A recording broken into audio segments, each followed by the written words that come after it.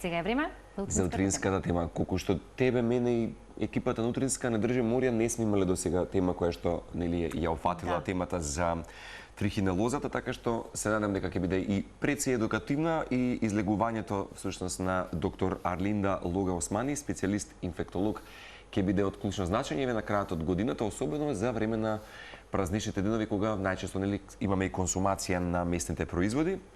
Во време кога се почесто говориме за безбедноста на храна и здравјето на луѓето, постојат болести кои што баш така некако тивко обстојуваат, а може да остават и сериозни последици можеби кај секој од нас доколку не се препознаат и навреме. Инаку трихинелозата е една од нив. Можеби сте се запознали со истата.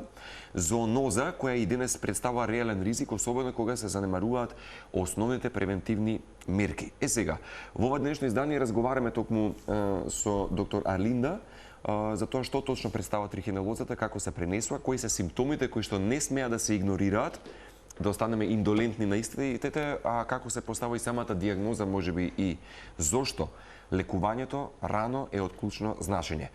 Ќе говориме можеби и за состојбата во Македонија, за можеби и годинава регистрирани случаи, можеби и улогата на ветеринарот конкретно и за тоа колку сме навистина информирани како општество.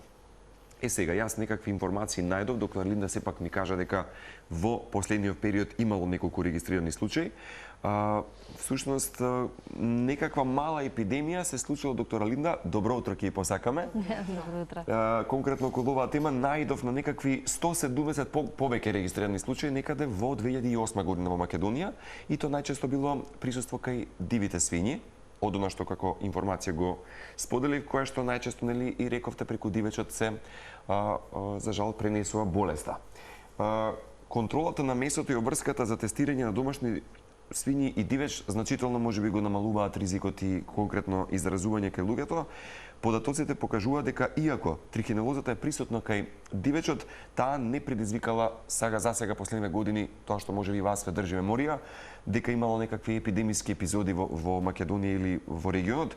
Ќе ни кажете малку подетално, меѓутоа фино е што првпати отвараме темата и за нас можеби ќе биде доста едукативна оваа содржина. Добро утро уште еднаш. Добро утро, добро ве најдов. Фала ви на идејата, нели, на објаснување на некои поими во однос на овие болести. Меѓутоа, случај дека еве и овој месец декември имавте неколку регистрирани случаи во Македонија. Значи зоонозите како група на болести, на инфективните болести, представуваат болести кои што се пренесуваат од животни на хуманата популација. Едната од нив е и трихинелозата. Начинот на пренесување на зоонозите од животни кај луѓето е различен. Тоа е преку директен контакт, индиректен, преку консумација или пак има група на овие болести кои што се пренесуваат преку вектори или преку каснувања од комарци или други инсекти. Оваа група на болести, односно трихинелозата, спаѓа во тие кои што се пренесуваат преку консумација на несоодветно обработена храна. Консумација на несоодветно обработена храна, односно термички или пак храна која месо од диви свињи или од дивеч или може и од мечки, нели, доколку би конзумирале луѓето кои што се веќе инфицирани со паразитот. А има специјалитети, неколку пати сме споменале за некои кои што конзумирати. Така, да, ова представува еден паразит кој што после консумација, нели, после навлегување во гастроинтестиналниот тракт кај луѓето, ден или два после тоа почнуваат некои општи симптоми кои што може да се појавуваат со диареален синдром или со обстипација, со мачнина, гадење. И после ден-два, нели, или една недела може да траат тие симптоми, околу втората недела се појавуваат поспецифични симптоми. Малку покомплексно можеби за човекот. Тогаш веќе таа е втората фаза или инвазивната фаза што ја викаме ние, кога веќе ларвите преминуваат од гастроинтестиналниот тракт во крвотокот и веќе тие почнуваат да се да направат инвазија на другите органи. Обично се лоцираат во попречно пругастите мускули, со тоа што таму формираат цисти. Тие цисти, во внатрешноста на тие цисти, паразитот обстојува може и децении. Нели? Тоа е и начинот, заради тоа викаме преку консумација на месо, кое што може нели да обстојува кај дивечот или кај дивите свињи, доколку не се обработува како што треба, односно термички на одредена температура над 71, доколку тоа не се месото не стане темно кафеаво, значи да не е бледо-розево при готвење, тогаш постои ризик на пренесување на оваа болест кај луѓето. Значи, рековме во втората фаза, која што е инвазивна, се формираат цисти, кои што може да обстојуваат со децении. Но постои ризик, зависно од имунолошкиот статус на луѓето, да направи инвазија и на други органи и ткива, кои што се нели најкомплицирани и најризични случаи за лекување. Значи, пациентите може да се комплицираат со миокардит, зафаќање на мускулот на срцето, каде што станува некроза, тоа што ја викаме ние со медицински термини. Да. Може да настане енцефалит, зафаќање на централниот нервен систем, каде што нели ќе се појави со невролошки испади, ги викаме во медицината, може со конвулзии, може со многу тешка клиничка слика, а може и на белите дробови, каде што нели ќе направи повторно некроза на паренхимот на белите дробови и да се појави крвав исплувок, тоа што може пациентите да потенцираат. Доколку не поминува во органи, пациентите почнуваат обично со покачена температура, која што е ремитентна, ја викаме ние, не е континуирана, значи не е на секој 6 часа. Главоболка може да се појави, обично почнува исто така со болки на мускулите околу очите и мускулите за жвакање, значи болки во предел на лицето, со оток на очите, на конјуктивите може да настане хиперемија, а може и под ноктите да се појавуваат како звездени хеморагични промени. Доколку пациентите нели развиваат овие симптоми кои што се малце повеќе маркантни, кои што нас би не посочувале во таа диагноза, тие ќе се појавуваат на преглед кај нас.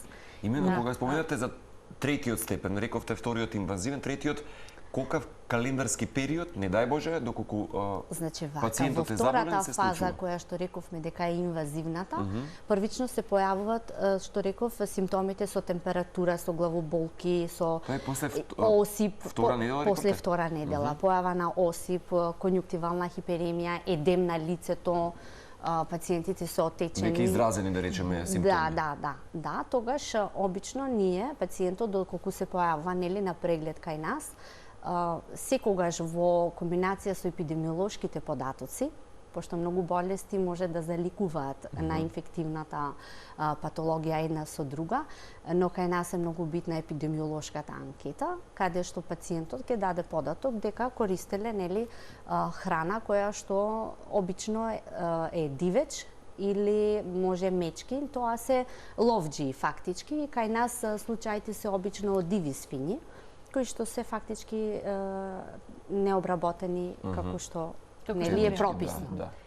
Доктора Линда, оно што го споменавте во однос на симптоматологијата, ќе се задржиме туку уште малку. Ако зборуваме за токму тие цисти кои што се формираат и кои што вие велите може да постојат таму со децении, тогаш тоа што значи, дека не се јавува кај сите истата симптоматологија, вака изразена како што ја споминавте? Дали тоа може да го има во човечкиот организам, а да се појави тогаш кога ќе падне имунитетот?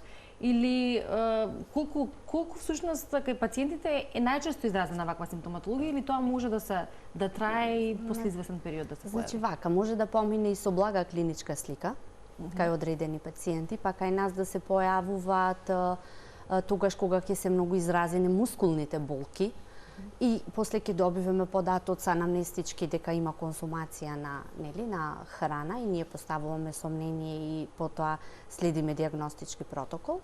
Ова што јас го спомнав е типична една клиничка слика која што ќе се развие кај овие луѓе. Се е зависно од имунолошкиот систем, имунолошкиот одговор на пациентите. Зашто овие ако се и се извинувам и од количината на консумација на паразити, па секогаш и тоа навлегува нели во Има некакво размножување при самиот внес, самиот паразит? Значи после внесот тогаш почнува значи и репродуктивниот систем и развојот и поминуваат преку и после преку гастроинтестиналниот тракт прават инвазија на цревата со оштетување на внатрешниот епител, па заради тоа и се појавуваат гастроинтестиналните симптоми. Како се прави анамнезата кога ќе дојде пациент со ако е типична клиничка слика, тогаш веројатно веќе сте 99% може би сигурни, иако треба да се направи точна диагноза, но како се прави анамнезата, бидејќи оваа полесна симптоматологија која што може да имаат пациентите е карактеристична и за други, многу други состојби. Како се прави и диагностицирањето и анамнезата и што е она кое што по утврдувањето на истата следува како терапија?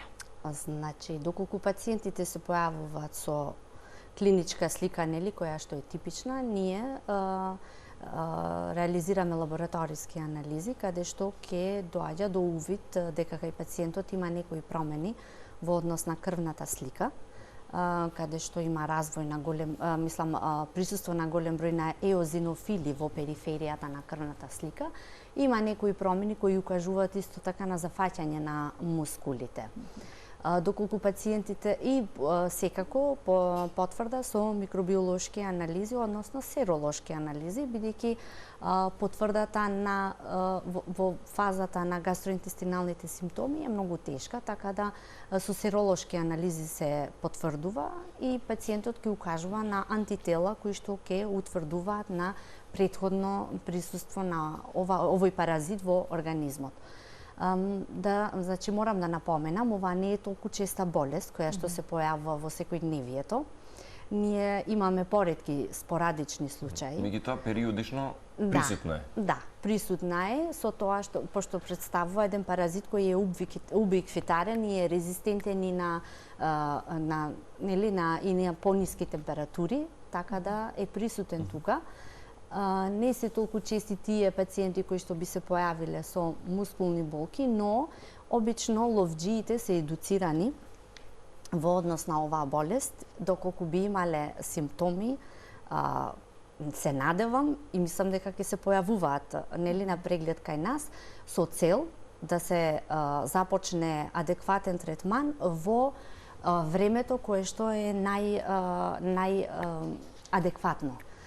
Значи, тогаш кога се појавуваат овие симптоми со цел ние да превенираме формирање на тие цисти во мускулите кои што може да останат во цел живот и може да се појавуваат многу општи симптоми во однос на замор, мускули, аритмии, така да... Значи, на време на посета на доктор, штом ќе се препознаат дел од овие симптоми, но што е она кое што пак ги спречува да дојдат навремено на доктор? Дали имате пациенти кои што доаѓаат со веќе одредена компликација, доцна, констатирано, со што се карактеризираат вака од ваша пракса или од искуството? Значи, доколку пациентите развиваат типични симптоми, нели и тежината на болеста ќе ги натера да се појавуваат кај нас на преглед и тие ќе си, нели, со времена диагноза и времено започнување на третманот имаат добар клинички тек. Што би ги спречувало, не сум сигурна. Бидејќи ние како лекари имаме обврска пациентите да ги диагностицираме и да ги лекуваме. Но секако ние функционираме како во комуникација и во секојдневна, организирана комуникација со Институт за јавно здравје, Центар за јавно здравје. Ние доколку потврдуваме случај на трихинелоза, тоа подлегнува на пријава од наша страна како случај дека е потврден до Центарот за јавно здравје, за да после епидемиолозите да алармираат и да се види дека овој паразит е присутен во нашата средина и да се види дали се почитуваат мерките. Јас би рекла дека пациентите не треба да се устручаваат да се појавуваат на преглед, за да ние навремено ги диагностицираме, доколку има пациенти кои што или луѓе кои што немаат многу развиени симптоми, но конзумирале храна, а истовремено се информирани дека членови од семејството поблиско или подалечно или пак од дружбата од кои истите консумирале, да се појавуваат на преглед на клиникава. Од наша страна нема некои правни мерки, нели, што ние би луѓето би настрадале, но секако функционираме како едно здравје, се вика тоа во медицината, значи во комуникација со, како што спомнав, јавно здравје, а од друга страна ветеринарите тука мислам дека вршат многу голема улога со тоа што има закон кој што ги тера, мислам, ги обврзува да се направи микробиолошка анализа на месото пред консумација. И најверојатно тие би се плашеле доколку ова не го почитуваат. Во кој смисол? Значи, после пред консумација на месото обавезно се носи дел од диафрагмата на дивото животно на ветеринар и месото се чува во фрижидер. Доколку не се потврдува од страна на ветеринарите дека во тек на трихинелоскопијата, значи микроскопскиот увид, не е потврдена присуство на ларвите. Доколку тоа се потврдува, тогаш тоа месо се повлекува и не е за консумација. Но доколку е чисто, слободно од ларви, тогаш месото е запечатено. И тогаш како што го во месарите широм земјата. И тоа е оно на кој што треба да внимаваат сите кои што купуваат месо или набавуваат, бидејќи како рековме сме во пресред на празниците, на новогодишната трпеза оние кои што не постат, ќе се најде, се разбира, и месото, па и од тука треба да се внимава, иако верувам дека на местата од кои што се купува практично се сигурни и се секако ги почитуваат тие правила. Значи ова представува една болест која што веќе од 19 век е добро позната и од тогаш, и мислам дека и многу од порано, но од 19 век веќе има законска обврска да се реализира трихинелоскопија. И секако дека производството на месото од комерцијални, нели, аспекти секогаш е контролирано, верувам, од Агенцијата за храна и ветерина, и кога станува збор за купување и консумација на месо кое што е проверено, тука не би имала сомнение. Значи, повеќе треба да се даде, да се потенцира, нели, како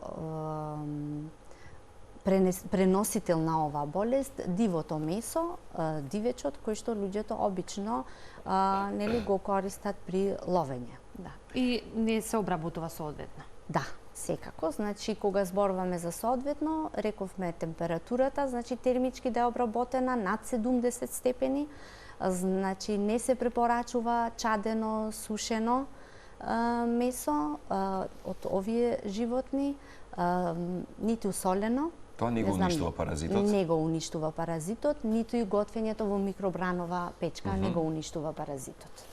Именно малку повеќе да споменеме за зоонозите, дали современиот начин на живот го зголемува можеби ризикот, нели, од зоонози, и кога говориме за трихинелозата, конкретно би сакал да прашам зошто оваа болест не е паразитарна, односно е паразитарна, не е бактериска или вирусна? Значи, самиот причинител е паразит. Постојат неколку соеви, најважниот е Трихинела спиралис, кој што го има и во домашните свињи. Има и повеќе други соеви, како Трихинела натива, која што е многу резистентна и на ниски температури, таа обично се наоѓа кај дивите животни. Мисламе паразити, не е бактерија, пошто така е од природата, нели? Нема своја еволуција некаква, нели? Не може, не, тоа е група на причинители. Колку регистрирани случаи имаше, можеби годинава, овој декември? Значи, месецов така стана малце поинтересно, со тоа што имавме двајца пациенти кои што беа потврдени и навремено диагностицирани и лекувани, кои што завршија, нели, со добар клинички тек, и сега ги поздравувам, сигурно се спремаат за новогодишните празници. Исто така дел од пациентите кај нас се појавија на скрининг за превенираме развој или компликации понатамошни. Јас би апелирала до луѓето доколку имаат симптоми, сомнение после консумација на оваа храна да не се устручаваат за реализирање на еден преглед и на скрининг на оваа популација, се со цел секогаш да се запази нивното здравје. Да, и се разбира ги интересира, претпоставувам, начинот на третирање, самата терапија и времето за кое што тоа ќе се елиминира или ќе исчезне, поточно ќе им се подобри здравствената состојба, па како изгледа самата терапија, веројатно е индивидуално од човек до човек и во однос на симптоматологијата и времето кога се на доктор, но во глобала како и колку време се третира и се лекува. Кои пациенти, еве да речеме, најчесто завршуваат во болница? Значи, како што спомнав и порано, завршуваат тие кои што ќе се развиваат симптоми кои што се да, типични. Да, речеме во втората инвазивна, дали во тој случај може Значи, за среќа не сме имале пациент со енцефалит, колку што сум јас запознаена, или со миокардит, или годинава пациентите се појавија на време, терапијата се постави на време со антипаразитарни лекови, кои што не се проблематични, ни за набавување, нити за апликација. Лекот се аплицира преку уста, албендазол се вика, доколку ве интересира, да, или може комбинација, мислам, може замена мебендазол, тиабендазол, тие се група на антипаразитарни лекови. Овие обично им се ефективни во периодот на таа симптоматологија која што веќе не поминувала на третата фаза, на таа што е инвазивната се уште фаза. Доколку се појавуваат такви тешки клинички слики со компликации, тогаш лекарот одлучува дали треба да се надополни и со кортикотерапија. Секогаш би апелирала трудниците да се, пошто како една група која што се по ризична, да пазат на консумација на храната. Понатаму неопходни се редовни контроли кога ќе се заврши самото лекување? Значи, ние... Ризиците да нешто... Значи, после завршување на третманот, доколку обстојуваат мускулните болки, пошто малце не се како со нож, сечени овие периоди. Да. Значи, овие се од прилика, така се дава една информативна цел за нас како лекари и за пациентот. Ние ги следиме и зависно од клиничката слика одлучуваме дали треба понатамошни испитувања, освен микробиолошките, дали треба некои имиджинг диагностички методи да се спроведуваат, како што би било магнетна резонанца на долните мускули, ама сепак тоа би било секогаш во корелација со клиничката слика и со потврдата на болест. Доктор Линда, постои некој пат грижа доколку пациентот е сериозно веќе заболен, не отишол на време на диагноза, да има некакви трајни последици од самото заболување? Значи, последиците, како што кажав, се во однос на тоа што се ствараат цисти. Таа е третата фаза, која што би ја спомнале, или реконвалесценцијата, кога би се смирувале симптомите и овие ќе се зачахурат, како да го кажал, ларвата во внатрешноста на цистата и таму ќе обстојува долго време. Се гнездува практично. Да, и пациентите имаат мускулни болки фактички. Меѓутоа, трајни последици, говорам за нешто што би било долготрајно во животот, не би постоела таква, можеби, симптом. Значи, секогаш треба да бидеме предпазливи, да не пациентите ги информираме во погрешен правец. Во кој смисол? Во тоа што може да имаат проблеми со спроводување на ритамот на срцето, но тоа секогаш би се појавувало кај тие што имале екстремни болни. Се случува некој пат последниот век, ви рековте сепак, од 19-тиот век болеста практично многу повеќе е позната и се истражува. Некакви епидемии да имало, да речеме, низ регионот во минатото негде каде што била особено, да речем, експлицитна самата паразитска болест? Значи, овие се појавуваат како мини епидемии, групи кои што конзумираат заеднички, ќе одат на лов, така, и после консумација на таа храна може да се појавуваат. Има објавени трудови како што се опишуваат по 8 пациенти, по 10, значи не зборуваме за тие типичните труења со храна каде што нели би имале 100 или 50 пациенти од одредено место. Овие обично се помали групи. Ние секогаш пазиме во однос доколку се јави еден пациент или двајца, секогаш прашуваме дали имало повеќе и сме предпазливи, заради тоа и се пријавува и за да бидеме предострожни. Да. И тие кои што можеби би се нашле да дојдат на преглед и пред да се појават симптомите, што е многу полесно за понатамошниот третман. Освен трихинелозата, за која што денеска зборувавме и рековме поводот е бројот на случаи кои што можеби ги има во овој период од годината, токму поради недоволно обработено соодветно обработеното месо или пак нели конзумација на дивеч, ние ќе го заокружиме овој наш разговор и со она кое што општо би сакале да го испратиме како апел заедно со вас до сите наши гледачи и генерално кога се конзумира храна, особено во овие денови можеби малку и помрсна. Неретко знаеме да претираме во овие денови покрај тоа што секогаш препораките се исти, да бидеме умерени, храната биде балансирана и да немаме нели нагла промена доколку сме постали слично. Па во таа насока кои би биле вашите совети до нашите гледачи? Ако зборуваме ние денеска за конкретна диагноза, но се разбира ризиците во како поширока слика постојат од повеќе аспекти. Значи, денес спомнавме една паразитарна болест која што може да се појави во тек на целата година. Да.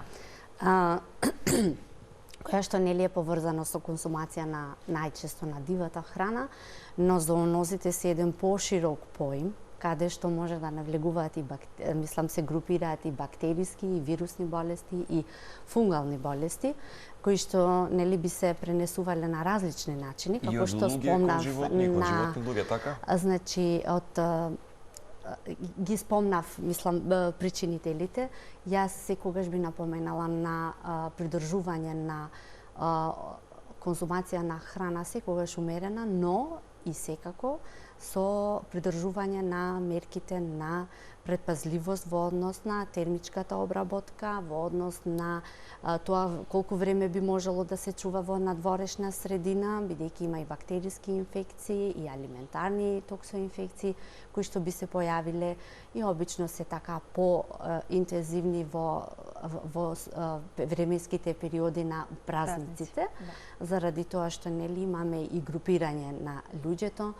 Тука би навлегувале и вирусните инфекции кои што би се пренесувале, но сепак животните имаат во синчерот на пренесување имаат улога.